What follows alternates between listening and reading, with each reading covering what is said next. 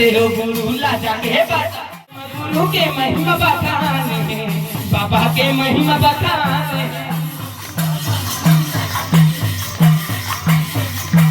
सुना कहानी रतनपुरी के गुरु के महिमा बखाने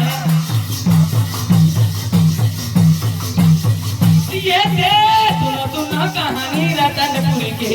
गुरु के महिमा बखाने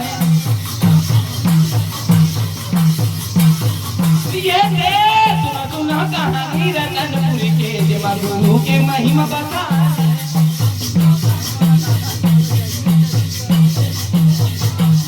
सत्यनाम तुम्हारे करके बाबा सत्य करे रता